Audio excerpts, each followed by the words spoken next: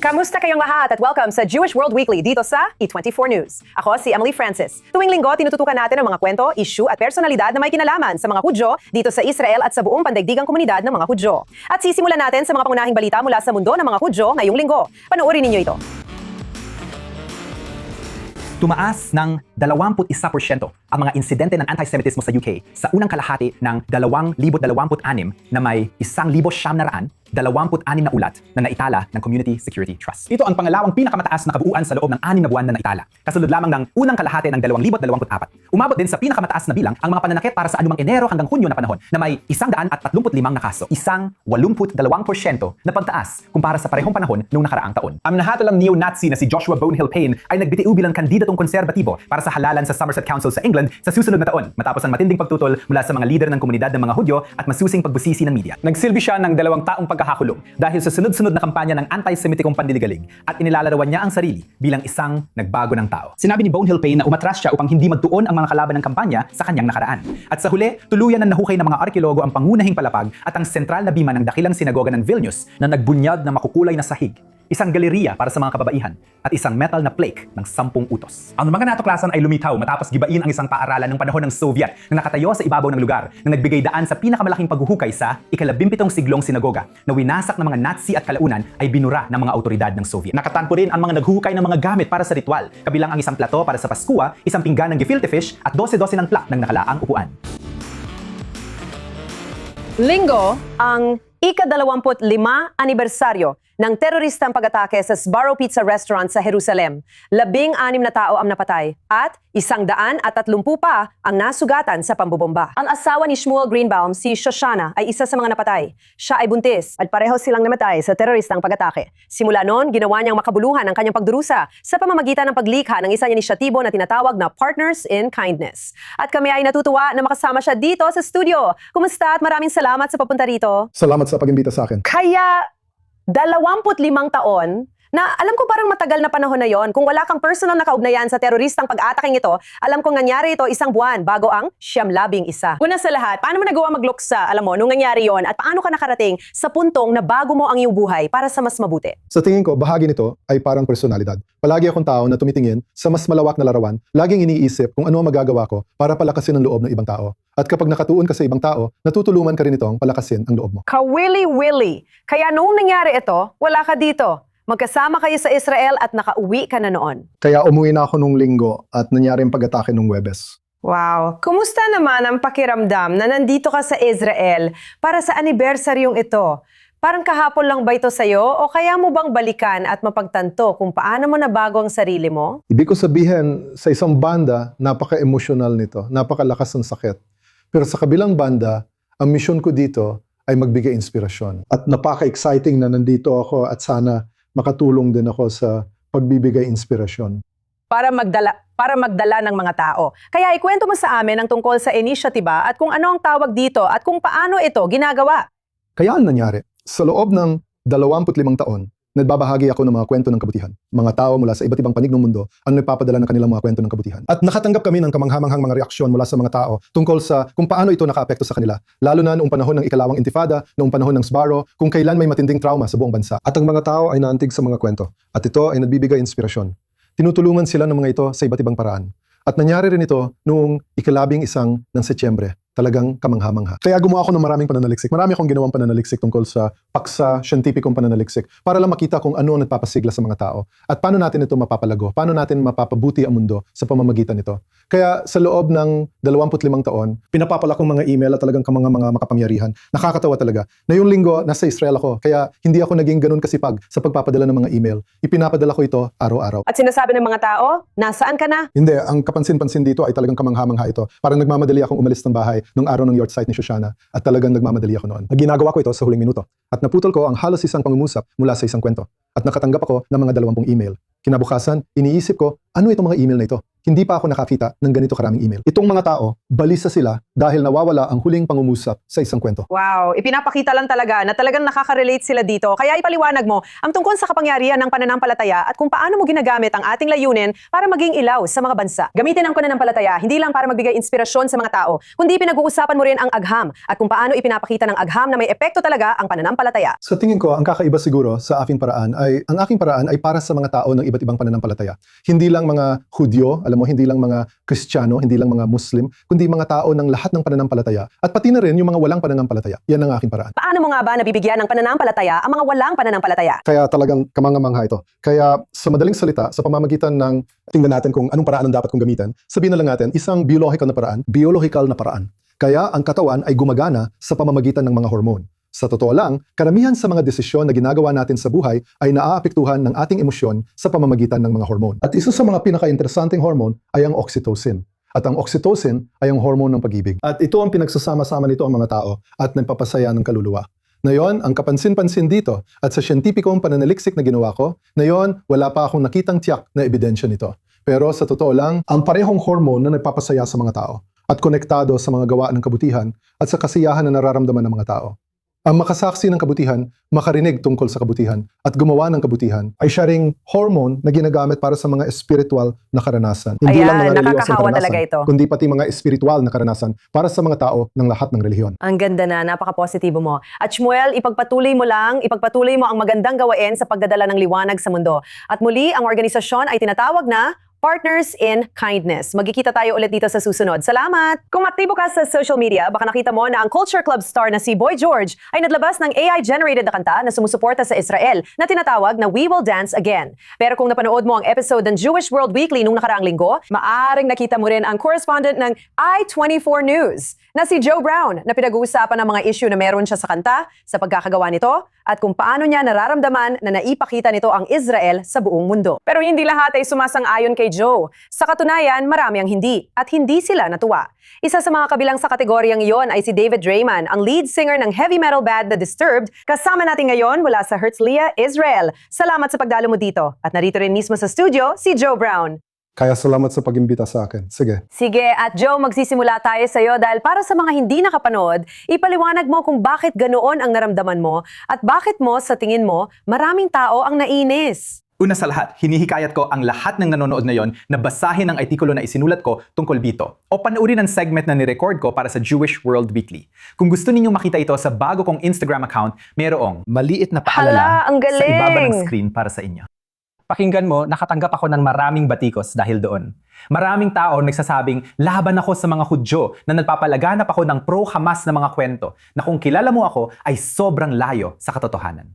Ako ay Hudyo. May pagkamamamayang Israeli ako. Ikaw ang gumagawa ng Jewish World Weekly. Eksakto. Pero ang pinaka-importante, mahalaga sa akin ang imahe na ipinapakita ng Israel sa buong mundo. At naging mainit na usapin nitong mga nakaraang taon. Napansin ng mga tao na natatalo ang Israel sa PR war. At yon, maraming dahilan kung bakit ganito. Pero isa sa mga issue ay hindi na ipapadala ng tama ang mensahe sa mga taong dapat makatanggap nito. Na mga tao na maaring hindi naman talaga interesado sa sigalot o kaya naman ay mga tao maaring laban pa sa Israel na dapat sanang kumbinsihin. Marami sa mga mensahe ay nakatuon lang sa mga taong kakampi na nila. Kumbaga parang nangangaral lang sa mga naniniwala na. At ito ang punto na gusto kong iparating gamit ang Boy George AI na kanta. May ilang mga issue dito na kailangan mong tingnan mula sa pananaw ng isang tagalabas. Isang taong tumitingin dito at iniisip, ito ba ay makakakumbinsi sa kanila na mapunta sa panig natin? Kaya ang una kong nabanggit, at ito ay parang inilalahad ko lang ang kabilang panig, nabanggit ko na si Boy George ay may criminal record. Medyo may bahid ang kanya nakaraan. May isang insidente kung saan iginapos niya ang isang escort sa radiator at binugbog ito. Pero gaya ng sinabi ko rito sa studio sa'yo, ilang araw nang nakalipas tungkol sa medyo ibang paksa. Naniniwala ako na bawat makasalanan ay may kinabukasan at bawat santo ay may nakaraan. Nakalampas na siya rito. Humingi na siya ng tawad tungkol dito. At hindi ko iniisip na dapat gamitin ito laban sa kanya. Pero maraming tao ang hindi sang-ayon dyan. At yan ang isang bagay na kailangan mong pag-isipan pagdating sa mas malawak na publiko. Ang mga issue ko sa kantang ito ay, una sa lahat, ito ay barabarang sulat ng AI. Tungkol ito sa napakaseryosong mga bagay tungkol sa Oktubre 7 na may hindi magkatugmang reggae na background. Hindi si Boy George ang sumulat nito. Naglagay lang siya ng ilang prompt sa isang AI system at iyon ang gumawa nito. Halimbawa, si Bob Dylan meron siyang kantang Neighborhood Bully tungkol sa mga digmaan ng Israel. Makikita mong malakas ang nararamdaman niya tungkol dito. Talagang May kaluluwa mahalaga sa yun. May kanya ang kaluluwa isyung ito. talaga, di ba? Ang problema dito, kung may isang tao na titingin dito at hindi naman talaga interesado sa sigalot, baka isipin nila na nakakahiya ito. AI reggae ito na pinag-uusapan ang mga babaeng Israeli na ginahasa ng mga puno. Hindi nito mahihikayat ng mga tao na mapunta sa panig natin. At iyon ang tingin kong pangunahing problema dito. Malaki ang respeto ko kay Boy George. Hindi lang niya ito ginawa nitong mga nakaraang taon. Nag-perform na siya dito. Napanood ko siyang mag-perform noon. Para sa kanya, Oo, nung nagawa siya na niya ito. ay nakita ko sa Twitter niya, mga 16 na taon na siyang nagpo-post ng positibo tungkol sa Israel. Kaya nire-respeto ko siya sa pagiging matapang niya. Pero dito, dapat mag-isip ng mabuti ang mga sumusuporta sa Israel. Paano nito ipinapakita ang Israel sa mas malawak na mundo? At ito, bilang halimbawa, hindi ito maganda tingnan. Masama itong PR at mas nakakasama pa kaysa nakakatulong sa palagay ko. Sige, David, alam ko nakikinig ka rin mabuti. Gusto ko marinig ang opinion mo tungkol dito. At name narinig mo na rin ang pananaw ni Joe. Ano ang masasabi mo? Sa tingin ko, snob si Joe. Sa palagay ko, snob siya pagdating sa musika. Pakiramdam ko, wala siyang alam tungkol sa paggawa ng musika. Hindi ko iniisip na nakapagsulat na siya ng kanta kahit kailan sa buhay niya. At sa tingin ko, wala siya sa posisyon para punahin ang kanta sa paraan ng pagpuna niya. Ngayon, magpakatotoo tayo sa isa't isa. Gaya ng sinasabi namin sa Hebreo, Altan briyahin malit vakeach. Tama? Sa mga bagay ng panlasa at amoy, wala nang dapat pagtalunan. At bawat isa ay may karapatang magkaroon ng sariling opinyon. Nabubuhay tayo sa mundong punong-puno ng mga obsesibo at sapilitang opinyon. Pasensya na sa aking salita, Parang pero ilong. ang mga opinyon ay parang puwet. At kung sinusubukan ni Joe na maging ganun, nagtatagumpay siya. Hindi ko alam kung anong sasabihin ko sa'yo. Hindi siya ganun. Pakinggan Hindi mo, siya ganun. ay. Kung papayagan mo man o hindi, hayaan mong sabihin ko ang gusto kong sabihin. Binigyan kita ng sapat na oras para magsalita. Ngayon, oras ko naman para magsalita. Makikinig ka na yon. O, ngayon, kung iniisip mong may kahit isang artista sa mundo ng aliwan na lubos na walang kasalanan, na talagang matuwid, walang madilim na nakaraan, hindi gumagawa ng mga kalokohang sexual, hindi nakikilahok sa mga kalokohan sa likod ng entablado at after parties at mga pinakabaliw na bagay na may isip mo. Mga bagay na hindi mo akalaing nangyayari, sige, nangyayari talaga. At hindi ako magbabanggit ng mga pangalan dahil hindi ko ugali yan. Hindi rin maganda. At nakakahiya kung gagawin ko yon. Sige, pero ang hindi mo naiintindihan ay yung mga taong tinutukoy mo na nasa kabilang panig ng isyong ito. Kung iniisip mo na ang isang kanta mula kay Boy George o mula sa akin o kahit kanino pa sa buong mundo ay makakagawa ng pagkakaiba para mahikayat sila na mapunta sa panig natin, napakadali mo namang mapaniwala. Sobrang dali mo talagang mapaniwala. Wala kang taide-ideya sa sinasabi mo. Walang pag-asa na mahikayat natin ang mga taong yon na mapunta sa panig natin dahil parang relihiyon na sa kanila ang panig na yon. Na brainwash na sila para sa panig na yon. Na indoctrinate na sila sa panig na yon. Gusto nating subukang abutin ang mga tao sa gitna. Gusto nating subukang abutin ang mga tao na pwede pang maabot. Pero ang pinaka-importante, gusto nating subukang palakasin ang lahat ng kapwa nating Hudyo dyan at ang mga taong wala ni katiting na pag-asa. Dahil wala talagang may lakas ng loob sa buong mundo ng mga Hudyo sa entertainment para gawin ang ginawa ni Boy George. Ngayon, pwede mong batikusin ng todo dahil sa paggamit ng AI. Pwede mo sabihin pangit ang pagkakasulat ng kanta. Alam mo pare, marami na ako naisulat na kanta. Marami doon naging #1 hits. Alam po kung anong hook. Sige, at yung kantang yon, malakas ang hook nun. Sige, maghintay muna tayo. Sige, tuloy mo, Joe. Ganito yan, David. Kailangan 100% kang tama at tama. Oo, at kaya kong Makinig. pahalagahan. Para kay Joe, dahil siya ang producer ng palabas. Naintindihan ko. Hindi natin kaya. At Hindi yun ang tayo palaging pinaka pwedeng maging biktima. nakagugulat Yun ang sa sinasabi ko. lahat ng ito. Hindi natin Dadaling palaging ka pwedeng nito. ipakita ang sarili natin bilang mga biktima. Kailangan din nating akuin ang ating responsibilidad. Hindi, David, oo oo, na, Sige, David. Joe. pero David, kailangan mo makinig rin ka, pinagsalita maintindihan kita. kung sino ang Magsalita. kausap mo. Pinagsabihan mo ako dahil hindi kita pinagsalita. Kaya ngayon, pakiusap. Hayaan mo ako magsalita at makinig ka. Salamat. Makinig ka, tama ka ng 100%. Isa kang napakagaling na songwriter at musikero, gaya ni Boy George. Wala akong talento sa musika, pero ang punto ko ay kaya ko rin gawin ang kantang yon dahil ang kailangan mo lang gawin ay pumunta sa isang website, maglagay ng ilang prompt at makukuha mo na yon. Hindi nito ipinapakita ang puso at emosyon na kailangan mo para sa ganitong kaseryosong paksa. At ang pangunahing dahilan kung bakit talagang naiinis ako sa kantang ito. At nabanggit ko na ito dati, nasa harap ko ang mga lyrics. Hindi mo kailanman binanggit ang 7 ng Oktubre o ang mga batang babaeng ginahasa laban sa mga puno. Brutal na pinatay dahil lang sa pagsasayaw. Kapag nakikinig ako ng ganon, talagang ramdam ko sa loob. Naiinis ako sa songwriter dahil isinama na yon. At gaya ng sinabi ko, malaki ang respeto ko kay Boy George. Sa tingin ko, talagang kahanga-hanga siya.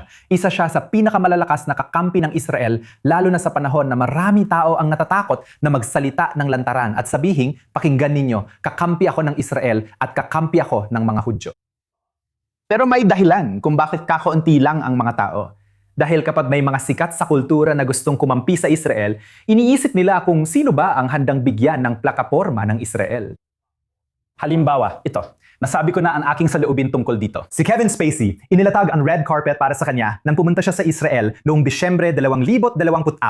Nakipagkita siya sa speaker ng Knesset, si Amir Ohana. Si Claviotula na may napakakredibleng mga paratang ng sexual na pang-aabuso. At sa pinakamasama, isa siyang lalaki na pinupukpok ang martilyo sa kanyang pisngi. Malubod siyang tinanggap sa Israel dahil ang mga tao gusto lang nilang kumapit sa anumang munting ayon ng kultural na kabuluhan na handang isugan ng ilan ang reputasyon nila para sa atin.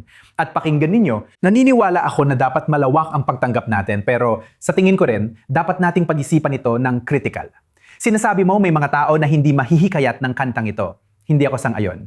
Isa sa mga pangunahing pinagkukunan ng pondo para sa mga kampanya ng hasbara. Isa itong uri ng soft power. Ito ang dahilan kung bakit nakuha natin si Madonna para sa Eurovision noong 2019 habang ang Israel ay nagho-host ng malalaking sporting events bago ang Oktubre 7. Dahil ito ang nakakapagpanig ng mga tao sa atin. Nakikinig ang mga tao sa mga sikat. Maari isipin mong walang kwenta ito, pero yan ang totoo. At may dahilan kung bakit kakaunti lang ang mga sikat na personalidad na magsasalita laban sa Israel. Kahit si Boy George, nawala ang papel niya sa Jesus Christ Superstar sa West End. At talagang nalulungkot ako para sa kanya habil doon. Pero siya mismo ang nagsabi niyan. Hindi niya nararamdaman na na-cancer siya dahil dito. Sabi niya, mas dumami pa nga ang mga followers niya sa Instagram. Sa tingin ko, sinabi niya na mga kalahating milyon na followers ang nadagdan sa kanya dahil dito, dahil sa suporta niya sa komunidad ng mga Hudyo. At syempre, naniniwala talaga ako na dapat nating suportahan ang mga taong nasa likod nito. Opinion ko lang ito. At ito ang dahilan kung bakit ako lumabas sa channel na ito para pag-usapan ito. Oo, tama. Para dito. Sige, gawin mo na. Sige, subukan muna nating magbigay ng sanungat na pananaw. Sige. At sabihin na natin, ang problema mo talaga dito ay kung ano ang sinasabi mo, na ito ay isang AI-generated na kalokohan na pinagawalan niya sa isang AI system at ito na ang gumawa ng lahat para sa kanya. Ang pagkakaintindi ko, siya ang gumawa ng lyrics at melody at yung lahat ng instrumentasyon sa paligid nun ay yung ipinagawa niya sa AI para sa kanya. Yan ang sinasabi niya mismo. Ngayon, hindi ako matikipagtalo tungkol sa mga sinasabi. Hindi ako maninisi ng kahit sino. Yan ang sinasabi mismo ng musikero. Ngayon, may mga artista sa buong industriya ng aliwan na kumakanta ng mga kantang hindi naman nila isinulat. Normal lang ito sa industriya. Sige, may mga kanta na isinulat ng mga songwriter, ng mga producer. Alam mo, maraming tao ang nagkaroon ng malaking issue sa paglipat mula sa 2-inch tape papunta sa pagre-record gamit ang Pro Tools. Malaki rin ang naging issue nila sa paglipat mula sa, alam mo, gaya ng mga plastic na keyboard at analog na gamitan na ginagamit nun, papunta sa pagbuo ng lahat. Gamit ang Pro Tools system sa computer na ginagamit ng bawat EDM musician at bawat, alam mo, ordinaryong musikero ngayon ay gumagamit na rin sa studio. Lagi talagang may pangamba kapag may bagong uri ng teknolohiya. Ang katotohanan na ang piyesang ito ng musika ay hindi isinulat mismo ng artist ay talagang hindi mahalaga. Ito ay isang bagay na ginagawa at matagal nang ginagawa ng marami. Simula pa noong unang panahon ng musika, alam mo, may ambag pa rin ng tao ang kanyang mga liriko at ang kanyang melodiya. At kahit na, alam mo, may ambag man ng tao o wala, kung ang kanta ay hindi talaga yung kanta. Kung maganda, maganda talaga. Kahit artificial itong ginawa o ginawa ng totoong tao. Pakinggan mo, walang mas malakas na tagapagtaguyod ng paggawa ng kanta sa tradisyonal na paraan, kundi ako. Totoo yan. Pero hindi ko babastusin o mamaliitin ang isang bagay na napakaganda ng tunog dahil lang ginawa ito sa ibang paraan. Para sa akin, pagiging mayabang yon. Tulad ng sinabi ko, alam mo, isa ako sa mga taong marunong magpahalaga sa isang catchy na bahagi ng kanta. Isa ako sa mga taong marunong magpahalaga sa suporta. At para maging tapat sa iyo, Joe, sang-ayon ako sa iyo dyan. At isa ito sa mga puna na sinabi ko mismo sa sarili kong organisasyon na kinabibilangan ko. ang creative community for peace. Ay medyo masyado kaming desperado para sa. Masyado kaming desperado para may dumating at suportahan kami. Para kaming desperadong babae sa sayawan na nakaupo lang sa bench, naghihintay na may mag-aya sa amin. Oh, sumasang-ayon ako sa iyo. At para sa akin, sa lahat ng bagay, iyon ang pinaka-cringe na bagay na pwede nating pag-usapan. Sa bagay may yan, David. Maraming salamat. Talagang naging interesante ito. At Joe, salamat sa paninindigan mo rito at sa pagpapaliwanag ng iyong mga saloobin. At malinaw naman, tingnan mo tayo. Pinag-uusapan ito ng mga tao. Hindi kami nakakakuha ng ganitong kalaking reaksyon. Nasa ere kami linggo-linggo sa Jewish World Weekly at palagi naming inuulit ang parehong tema. At maganda na nadudulot ito ng usapan. Kaya maraming salamat sa inyong dalawa. Ako si Binibining Royal Ha. Ngayong weekend ay araw ng kalayaan ng India kung saan milyon-milyon ang madiriwang ng ika-79 na kaarawan ng bansa mula nang makamit nila ang kalayaan mula sa UK. Isang taon bago kinilala ang Israel bilang isang malayang bansa. At nagdiriwang tayo dito sa studio na may masarap na kosher na Indian na handaan at isang cute na mag-asawa. Salubungin natin sina Liron at Benjamin Khalifa ng Kosher India. Kumusta at salamat sa pagpunta dito. Salamat din. Una sa lahat, napaka-cute ng kwento ninyo. Lumaki ka sa isang ortodoksong pamilya sa India. Bago pa kayo nagkakilala, kumusta ang buhay noon? Gaano kahalaga ang mga tradisyon at ritual ng mga Hudyo habang namalaki ka sa India? At gaano ito kapareho o nagsanib sa kulturang Indian? Lumaki ako sa isang napaka-tradisyonal na pamilyang Hudyo. Sinusunod namin ang kosher na medyo mahirap at madali rin ang sabay dahil wala kaming rabanot. Pero alam namin kung anong vegetarian at hindi vegetarian. Kaya parang talagang maganda. Oo, ang pamilya ko ay sobrang mahigpit sa kashrut. Medyo mahirap ang pagsunod sa Shabbat kasi alam mo na may trabaho at iba pa. Pero ang pagsunod sa kosher ang pundasyon ng lahat. Yom Tov at lahat ng tiyagim. Kaya napaka-tradisyonal Nakakamangha ng talaga. aming Ibig sabihin, pamilyang narinig ko Hudyo. na ang India ay isang lugar kung saan gumagastos ng malaki ang mga tao para lang maranasan ito. Nagdesisyon kang mag-aliya nang hindi mo pa nakikita ang lugar. Napunta ka sa ubal at pagkatapos ay nakilala mo pa si lalaki. Oo, parang ganon. May mga plano ka, gumagawa ka ng mga plano, pero may sarili ring plano ang Diyos. Anong nangyari? Nakita mo siya sa klase ng Hebreo at nasabi mo na lang, grabe. Dumating ako noong Enero 2012 at kinabukasan pagkatapos kong dumating, Pag-ibig sa nandun unang siya, tingin. parang tama. At ikaw ay galing sa Pransya. Linawin natin ito. Kaya, pag-ibig ba ito sa unang tingin para sa'yo? Hindi. Paano? Hindi? Nakumbinsi ka ba niyong bigyan siya ng pagkakataon? Tutulungan kita. Ginawa mo? Sobrang init. Romantikong mga bulaklak na princess. Sige, okay. Ngayon kasal na kayo, may negosyo na kayo, pinagsasama niyo ang mga lutuin niyo. Kwentuhan mo kami tungkol sa Kosher India. Paano ito nagsimula at ikwento mo pa sa amin? Ngayon, may pamilya na kami, may 4 kaming anak. At tuwing nagluluto kami sa bahay, may lutuing Frances kami, may lutuing Algerian din kami, may lutuing Israeli din kami dahil mahal namin ang Israel. Oo, at may lutuing Indian din kami. Kaya sa bahay namin, gusto naming maging bukas ang mga bata sa lahat ng kultura. At mahilig si Ben sa karne. Samantalang ako, lumaki akong hindi masyadong kumakain ng karne. Kaya parang kosher India ito. Nagsimula ito sa kagustuhan namin dalhin sa bahay namin ang pagkaing Indian na may karne, na hindi rin masyadong kilala sa Israel. Lalo na kung kosher. Hindi kilala Tama, ang pagkaing eksakto. karne na kosher. Kilala. At gusto ko ring malaman ng mga anak ko na sa India meron tayong karne. At nariyan ang lahat ng uri ng pampalasa at kung ano-ano pa.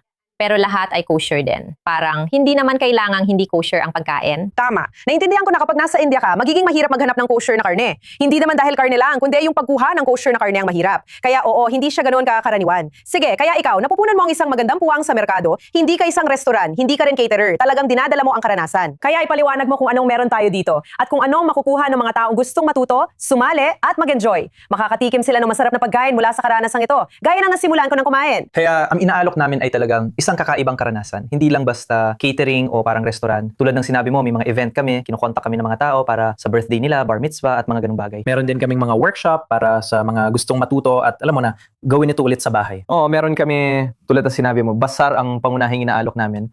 Pero meron din kami vegetarian, vegan, halave, depende sa gusto ng mga tao. At meron din kami mga event para sa kumpanya. Ang galing! At kumusta naman ang takbo nito? Sigurado ako. Ulit, hindi naman talaga malaki ang pagpipilian ng pagkain dito. Nahihirapan din ako. Maliban na lang kung nasa Tel Aviv ka o alam mo na, mahirap talagang makahanap ng iba't ibang klase. Kaya iniisip ko na talagang tinatangkilik ito ng mga tao. Oo, kadalasan nakakakuha ako ng magagandang feedback mula sa mga tao. Dahil may mga putahe akong nilikha noon para sa pamilya ko. At ngayon, para na rin sa iba. Halimbawa, butter chicken. Oo, sige. Kaya ikwento Sige. mo sa amin. Oo.